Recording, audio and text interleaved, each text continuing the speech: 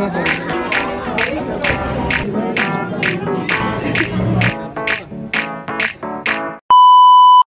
Morning. এটা হলো আমাদের কক্স ট্রিপের next day and the last day. সকালে 8টায় আমরা ঘুম থেকে উঠেছি, কারণ 8টা থেকে 10টা পর্যন্ত ছিল আমাদের কমপ্লিমেন্টারি ব্রেকফাস্ট।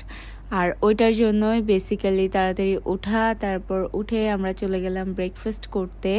সো ওইখানে অনেক অপশন ছিল, বেকারি থেকে শুরু করে খিচুড়ি, দেশি সব কিছু ছিল। প্রায় 50+ আইটেম ওদের ছিল অ্যান্ড এটা খুবই ভালো লেগেছে।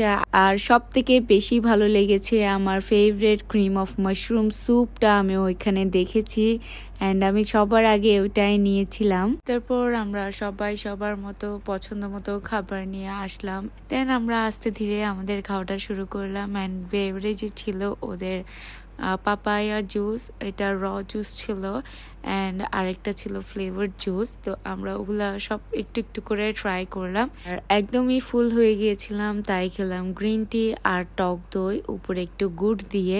খাওয়া দাওয়ার পর লিফটে অনেক রাশ ছিল, তাই আমরা সিঁড়ি দিয়েই আমাদের রুমে চলে গেলাম অ্যান্ড তারপর আবার বের হয়ে গেলাম, কারণ যাচ্ছি আমরা বিচে।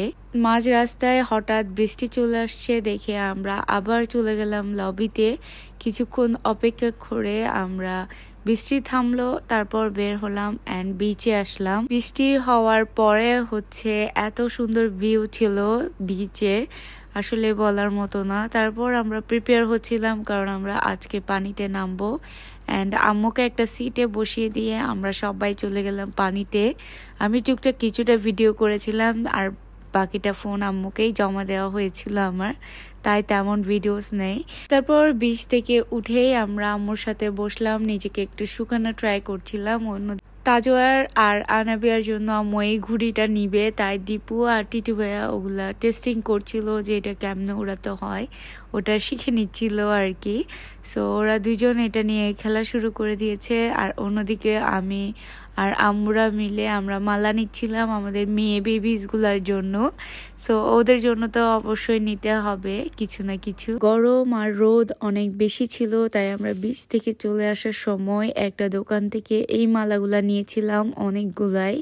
দেন আসলাম একটা স্বর্ণের দোকান, সরি এটা হচ্ছে ডাবের দোকান অ্যান্ড আমরা ডাব খেতে আসছি। আসলে ডাবের যে দাম স্বর্ণের চেয়ে অনেক বেশি মনে হয়। কার কার এমন মনে হয় আমাকে কমেন্ট বক্সে জানাও। সো ডাব তো খেতে হবে, একটু ডিহাইড্রেশন হয়ে যায় এত গরমে থাকলে। তারপর আমরা আবার টমটম নিয়ে ব্যাক করলাম হোটেলে যাওয়ার আগে আমরা নিজেদেরকে একটু ক্লিন করে নিলাম, কারণ আমরা যাবো সুইমিংয়ে। সো আমরা সোজাই সুইমিংয়ে চলে গিয়েছিলাম অ্যান্ড সুইমিং পুলটা দেখে একটু হতাশ হলাম, কারণ কিছুটা ছোট আর ওই টাইমটাতে বাচ্চারা অনেক বেশি ছিল, তাই আমরা একটু পরেই নেমেছি বাচ্চারা কিছু উঠে যাওয়ার পর। সো আমার হাইট অনুযায়ী সুইমিং পুলটা অনেক বেশি ডিপ ছিল, যার কারণে কিছুটা জায়গায় আমি ভালোভাবে দাঁড়াতে পারছিলাম, আবার কিছুটাতে আমি ডুবে যাই। এরকম একটা সিচুয়েশন হয়ে যায় আমার সাথে। কার কার এমন হয় আমাকে একটু জানাও। আর তাছাড়া আমি সুইমিং জানি না, তাই আমার আরো বেশি প্রবলেম হয়। তারপর আমি দীপুকে ডাকলাম অ্যান্ড দীপুর হাত ধরে ধরে আমি যতটুকু হচ্ছে এনজয় করতে পেরেছি ততটুকুই করেছি। তারপর আমি একটা বয়া ফ্রি পেলাম, ওইটা নিয়েই পরবর্তী আমি আর অদিতি অনেক এনজয় করেছি, অনেক ভালো লাগছিল। এনজয়মেন্টের কারণে আমি খেয়ালই করিনি যে আমার ট্যান হয়ে গিয়েছে, কজ আমাকে পুলের পানি স্যুট করে না। তাই রুমে এসে আমি কোনোভাবে প্যাকটেক লাগিয়ে শাওয়ার নেওয়ার সময় নিজেকে ডিট্যান করা ট্রাই করেছি যতটা সম্ভব। তারপর রেডি হয়ে আমরা বের হয়ে যাচ্ছি লাঞ্চের জন্য। আর আজকে আমি সকালের কেনা মালাটাও পরেছিলাম। তারপর আমরা টমটমে উঠে চলে যাচ্ছি একটা নিউ রেস্টুরেন্টের খোঁজে, যেটা অনেকটা ইউনিক হবে। আর এটা হচ্ছে টিটু ভাইয়ের একটা ফ্রেন্ড ওনাকে সাজেস্ট করে, তাই আমরাও গেলাম ওনার ভরসায়। অ্যান্ড রেস্টুরেন্টের নাম হচ্ছে ফালং জি। আই ডোন্ট নো আমি ঠিক প্রনাউন্স করছি কিনা, কিন্তু এটা একটা রাখাইন রেস্টুরেন্ট। আর ভেতরে ঢুকে ওদের ডেকর অ্যান্ড সবকিছু দেখে আর এত ভিড় ছিল যে আমাদের সিরিয়াল নিয়েই বসতে হলো। প্রায় আধা ঘন্টা পর আমরা সিট পেলাম।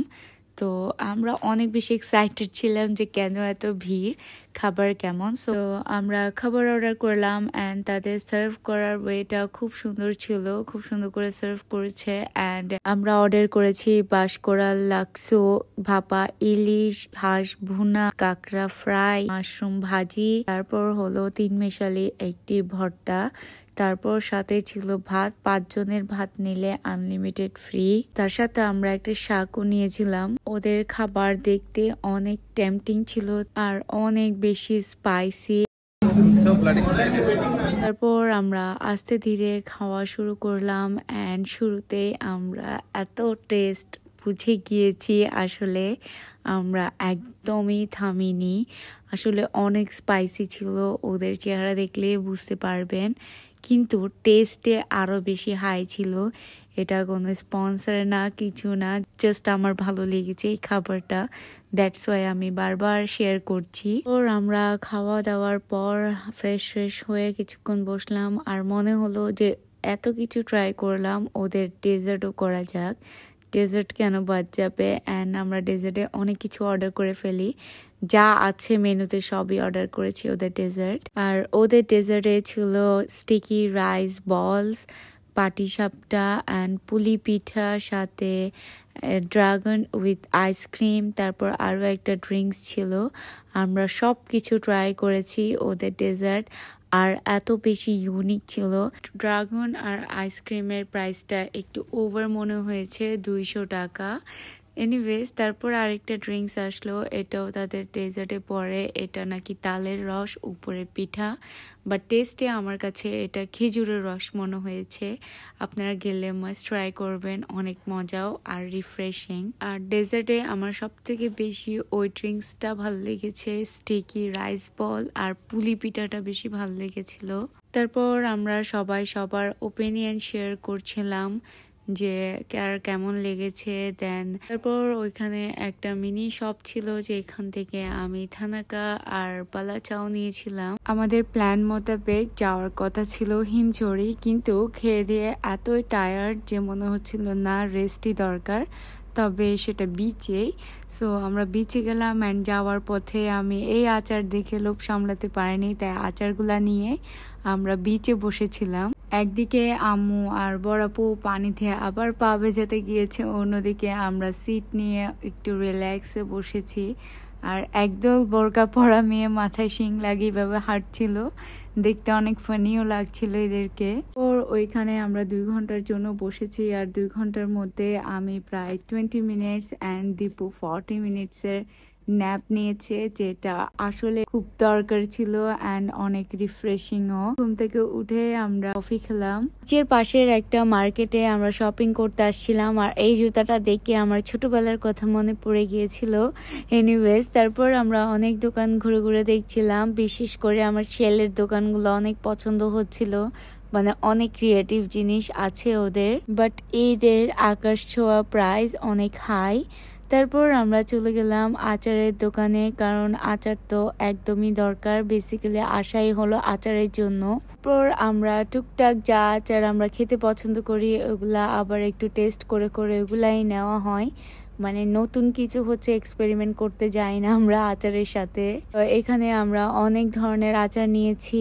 তারপর আমরা ব্যাক করলাম হোটেলে, কারণ একটু রেস্ট নিয়ে তারপর হচ্ছে ডিনারে হয় যাব না হয় যাব না, এরকম একটা ব্যাপার, কারণ লাঞ্চ অনেক হেভি হয়েছিল আমাদের। তারপর আমি রুমে গিয়ে সবার আগে আমি থানাকাটা অ্যাপ্লাই করি, কারণ আমার অনেক ট্যান হয়ে গিয়েছে সকালে। তারপর কিছুক্ষণ রেস্ট নিয়ে আমি, দীপু, টিটু ভাইয়া আর বড়াপু মিলে বের হলাম ডিনারের জন্য, কারণ আম্মু আর অদিতি একদমই উঠতে চাচ্ছে না, ওদের অনেক ঘুম পাচ্ছিল। ডিনারে আমরা টিক্কা, নান, পরোটা এগুলোই খেয়েছি, কারণ এগুলাই আসলে মনে হচ্ছিল একটু লাইট হবে। পর খাওয়া দাওয়া করে এসে আমরা তাড়াতাড়ি ঘুমিয়ে পড়লাম। অ্যান্ড এটা হলো দ্য নেক্সট ডে, যেদিন হচ্ছে আমরা বাসায় ব্যাক করব। অ্যান্ড আমি একদম টোটালি রেডি হয়ে চলে গিয়েছি ব্রেকফাস্ট করতে। আর ওদের এই আজকের মেনিউতে একটু চেঞ্জেস আছে, সেটা হলো জুসটা ছিল কিউকাম্বার জুস, অ্যান্ড হচ্ছে ওদের রাইস আইটেমে একটু চেঞ্জেস ছিল, রাজমা ছিল, তারপর হচ্ছে স্যুপ ছিল যে কর্ন স্যুপ, গতকাল মাশরুম স্যুপ ছিল। সো এরকম ছোটোখাটো চেঞ্জেস ছিল। অ্যান্ড আমি আম্মুকে একটা স্যান্ডউইচ বানিয়ে দিয়েছিলাম। দীপু অনেক লাস্টে আসছে কারণ ও সারা রাত বসে ম্যাচ দেখছে অ্যান্ড ও আমাকে সব কিছু এনে দিয়েছে। ও আমাকে জাস্ট বললো আমাকেও সেম স্যান্ডউইচ বানিয়ে দাও। আর আমি এখানে ব্রেড টোস্টের উপর একটু মেয়োনিজ অ্যান্ড একটু সস লাগিয়ে তারপর হচ্ছে এই অমলেট, তারপর সালামি অ্যান্ড কিছু টমেটো স্লাইসও ছিল, ওগুলা দিয়ে আমি ওকে স্যান্ডউইচ বানিয়ে দিয়েছিলাম অ্যান্ড ও এটা খুব মজা করে খেয়েছিল। পর আমরা ব্রেকফাস্ট করে পাশে একটা টেরেস ছিল ছোট, ওইখানে কিছুক্ষণ হাঁটাহাঁটি করলাম, একটা ওয়াক নিয়ে নিলাম। দেন হচ্ছে রুমে গিয়ে তো দীপু একটা ঘুম দিল, কিন্তু আমি বড়াপু আম্মু আর টিটু ভাইয়া বের হয়ে গেলাম একটা লাস্ট মিনিট শপিং এর জন্য। আর পাশে একটা বার্মিস মার্কেট ছিল যেখানে আমরা গিয়েছিলাম। তারপর কিছুক্ষণ মার্কেট ঘোরাঘুরির পর আমি এই শেলের ক্লিপটা নিলাম যেটা আমার অনেক পছন্দ হয়েছিল। তারপর হচ্ছে বেবিদের জন্য এই জুতাটা নিয়েছি অ্যান্ড আম্মু একটা এত বড় ব্যাগ নিয়েছে যেখানের মধ্যে আমরা সব শপিং এর জিনিস নিয়ে গেলাম। দেন হোটেলে গিয়ে আমরা ব্যাগ প্যাক করলাম অ্যান্ড রেডি হলাম চেক আউট করার জন্য। তো চেক আউট করার পর আমরা অনেকক্ষণ লবিতে বসে ওয়েট করি কারণ আমাদের বাস টাইম দেড়টাই ছিল, তাই আমরা অনেকক্ষণ বসে ওখানে ওয়েট করছিলাম বাসের। দেন বাসের টাইমের আধা ঘন্টা আগে আমরা হোটেল ছেড়ে বাস স্টপে চলে যাই। আর যাওয়ার সময়ও আমরা স্বাধীনে ট্রাভেল করি অ্যান্ড ওই দিন বাস এত খালি ছিল যে একদম লিটারেলি বাস হাওয়ায় উড়ে গিয়েছে, যেটা অনেক বিরক্তিকর ছিল। অনেক রাতে পৌঁছিয়েছি। So that is it for today guys, আল্লাহ হাফেজ।